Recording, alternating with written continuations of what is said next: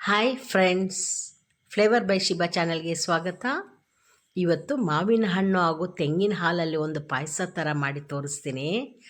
ಬಾಯಲ್ಲಿ ನೀರು ಬರುತ್ತೆ, ಅಷ್ಟು ಟೇಸ್ಟಿಯಾಗಿರುತ್ತೆ. ಅದು ಸಕ್ಕರೆ ಎಲ್ಲ ಕಡಿಮೆ ಆಗಿರುತ್ತೆ. ಆ ಮಾವಿನ ಹಣ್ಣದು ಒಂದು ರುಚಿ ಮತ್ತು ತೆಂಗಿನ ಹಾಲದು ಅದೆಲ್ಲ ಎಷ್ಟು ಚೆನ್ನಾಗಿ ಅನಿಸುತ್ತೆ ಅಂತಿಲ್ಲ. ಒಂದು ಸಲ ಟ್ರೈ ಮಾಡಿ ನೋಡಿ. ಸ್ವಲ್ಪ ತೆಂಗಿನಕಾಯಿ ತೊಗೊಂಡಿದ್ದೀನಿ, ಅದಕ್ಕೊಂದು 2 ಏಲಕ್ಕಿ ಹಾಕ್ಕೊಂಡಿದ್ದೀನಿ. ಒಂದೇ ಒಂದು ಮಾವಿನ ಹಣ್ಣು ತೊಗೊಂಡಿರೋದು ನಾನು.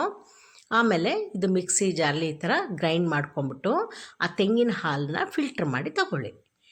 ಗಟ್ಟಿ ಹಾಲು ಬರುತ್ತಲ್ಲ, ಆಮೇಲೆ ಬೇಕಾದ ತೆಂಗಿನಕಾಯಿನ ನೀವು ಬೇರೆ ಏನಕ್ಕಾದರೂ ಯೂಸ್ ಮಾಡ್ಕೊಳ್ಬೋದು. ಇದು ಗಟ್ಟಿ ಹಾಲು ತೊಗೊಳ್ಳಿ ಹೀಗೆ.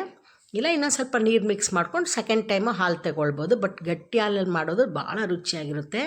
ಮಾವಿನ ಹಣ್ಣನ್ನು ಮಿಕ್ಸಿ ಜಾರ್ಗೆ ಹಾಕಿ ಈ ಥರ ಗ್ರೈಂಡ್ ಮಾಡ್ಕೊಳ್ಳಿ. ಈಗ ಒಂದು ಬೌಲ್ ತೊಗೊಳ್ಳಿ.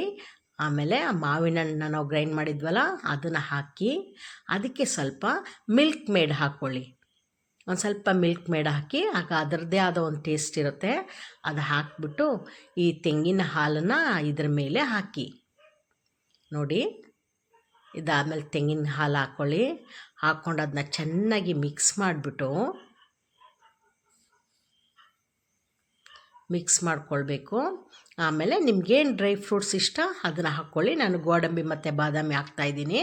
ಚೆಂದ ಇದನ್ನ ಮಿಕ್ಸ್ ಮಾಡ್ಕೊಳ್ಳಿ ಸ್ಪೂನಲ್ಲಿ ಮಾಡಿಬಿಟ್ಟು. ಇನ್ನೂ ಚೆನ್ನಾಗಿ ಇಷ್ಟ ಆಗುತ್ತೆ ಅಂದರೆ ಮಾವಿನ ಹಣ್ಣನ್ನ ಸಣ್ಣ ಸಣ್ಣ ಪೀಸ್ ಮಾಡಿಬಿಟ್ಟು ಅದನ್ನು ಹಾಕಿ ಇದ್ರ ಜೊತೆಗೆ ಹಾಕಿಬಿಟ್ಟು ಡ್ರೈ ಫ್ರೂಟ್ಸ್ನೂ ಹಾಕಿಬಿಟ್ಟು ತಿಂದು ನೋಡಿ. ಬಾಯಲ್ಲಿ ನೀರು ಹಾಗೆ ಬರುತ್ತೆ, ಅಷ್ಟು ಟೇಸ್ಟಿಯಾಗಿರುತ್ತೆ, ಭಾಳ ಡೆಲಿಷಿಯಸ್ ಆಗಿರುತ್ತೆ. ಒಂದು ಸಲ ನೀವು ಇದನ್ನು ಮಾಡಿಬಿಟ್ಟು ಇದು ಹೇಗಿತ್ತು ಅಂತ ನನಗೆ ಹೇಳಿ. ನೆಕ್ಸ್ಟ್ ವಿಡಿಯೋದಲ್ಲಿ ನಮಗೆ ಮೀಟ್ ಮಾಡೋಣ. ಅಲ್ಲಿವರೆಗೂ take care, bye bye, thank you.